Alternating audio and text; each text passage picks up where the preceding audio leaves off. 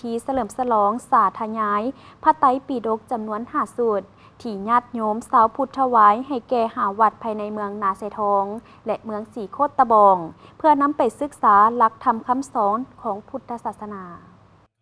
ในตอนเช้าของวันที่28 พฤศจิกายน 2025อยู่ที่วัดธรรมจักรบุพพารามบ้านสีเกิดเมืองนาเซทองนครเมืองจันทร์ได้มีพิธีเฉลิมฉลองสูตรสาธยายพระไตรปิฎกฉบับภาษาลาวและภาษาปาลีโดยได้รับความเมตตาเข้าร่วมของพระอาจารย์ใหญ่ศรีทนชยวงศ์สอนหัวหน้ากรรมาธิการเผยแผ่ศีลธรรมและปฏิบัติกรรมฐานศูนย์กลางองค์การพุทธศาสนาสัมพันธ์แห่งสาธารณรัฐประชาธิปไตยปัสลาวเข้าร่วมโดยท่านคำหยาดราชดาวงศ์หัวหน้ากรมศาสนาศูนย์กลางแนวลาวสั่งชาติท่านสาครใสสะอาดประธานแนวลาวสั่งชาติเมืองนาเซทองมีพระเถรานุเถราจากศูนย์กลางองค์การพุทธศาสนาสัมพันธ์ลาวเมืองสีโคตะบองและเมืองนาเซทองตลอดฮอดเจ้าภาพเจ้าศรัทธาพร้อมญาติโยมชาวพุทธเข้าร่วมโดยก่อนจะเข้าสู่พิธีสุดสาธยายพระไตรปิฎกได้มีการเต้าโฮมพระเถรานุเถราออกตนญาติโยมไหว้พระหับพรและตักบาตรแด่พระสงฆ์สามเณรตั้งแต่7 โมงเช้าหลังจากนั้นก็ได้นำพาแห่พระไตรปิฎกอ้อมพัทธสิมา3 รอบเพื่อเป็นสิริมงคลแล้วนำถวายให้แด่พระสงฆ์ตัวแทนจำนวน5 วัดถวายวัดละ1 สูตรประกอบมีวัดป่านาขุนน้อยวัดบ้านน้ำเกียงวัดธรรมจักรบุพพารามบ้านสีเกิดวัดบ้านนาแห่เมืองสีโคตะบองและวัดบ้านนาไซท้องเหนือซึ่งปึ้มพระไตรปิฎกที่นำมาถวายครั้งนี้แม่นได้รับจากครอบครัวพุทธประเสริฐที่เป็นเจ้าศรัทธาพิมพ์ปึ้มพระไตรปิฎกจำนวน5 สูตรทั้งฉบับภาษาลาวและภาษาปาลีเพื่อถวายให้แก่วัดต่างๆก็คือให้พระสงฆ์สามเณรชาวพุทธได้อ่านและศึกษาหลักธรรมคำสอนขององค์สัมมาสัมพุทธเจ้าผ่านพระไตรปิฎกอย่างถูกต้องนี่ข้าพเจ้าก็เลยว่ามีจิตเลื่อมใสในพุทธศาสนาอยู่แล้วจึงได้นำพระไตรปิฎกมาเฉลิมฉลองเพื่อเป็นการแสดงยั่งยืนว่าพุทธศาสนาของ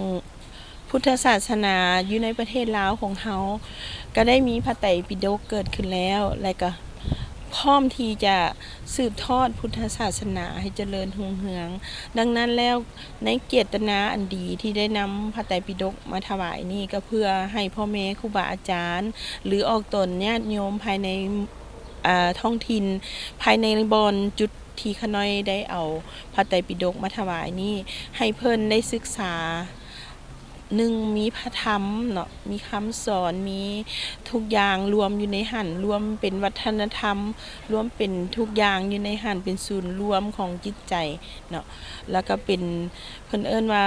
ประเทศลาวเฮาอยู่ในยุคปัจจุบันนี้เฮาได้นำเอาพระพุทธศาสนานี้เป็นหลักเนาะคือการนำของเฮาได้ยึดถือพระพุทธศาสนาเป็นหลักมีการให้ทานมีความเมตตาเนาะเพื่อสืบทอดเจตนาของการนำและนำหอยตามการนำและภรรยาการนำที่เป็นแบบอย่างอันดีให้แก่ข้าพเจ้าก็จึงได้มีจิตใจที่ว่ามีการให้ทานมีการให้เพิ่นเอิ้นว่ารักษาศีลภาวนาในแต่ละวันเนาะฉะนั้นแล้วต่อเจตนาอันดีในครั้งนี้ก็หวังเป็นอย่างยิ่งว่าคณะทั้งสงฆ์ที่ได้รับหรือชาวบ้านที่ได้รับพระไตรปิฎกไปแล้วเพิ่นจะพร้อมกันเนาะเพิ่นจะพร้อมกันเพิ่นเอิ้นว่าศึกษาพระธรรมศึกษาพระวินัยและก็ถ่ายทอดไปยังชาวพุทธของเฮาหรือว่าชาวบ้านที่ยังบ่ลงเลิกทางด้านคุณธรรมหรือไม่หยังบ่ว่าจะนับถือศาสนาใดเฮาก็สามารถศึกษาพระธรรมของพระพุทธเจ้าได้เนาะหลังจากสำเร็จพิธีถวายพระไตรปิฎกแล้วอำนาจการปกครองบ้านเฒ่าแก่แนวโฮมก็ได้มีพิธีบาสีสู่ขวัญให้กับครอบครัวเจ้าศรัทธาเพื่อเป็นสิริมงคลและมัดคอต่อแขนให้เจ้าศรัทธาได้มีอายุมั่นขวัญยืนและค้ำสู่วัดวาอารามก็คือพระพุทธศาสนา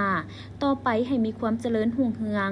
และส่วนพิธีทางศาสนาก็คือพิธีสูตรสาธยายพระไตรปิฎกแม่นมอบให้ทางคณะสงฆ์สืบต่อสูตรให้ครบ3 วันก็คือวันที่28-30 พฤศจิกายน 2025จึงจะสำเร็จ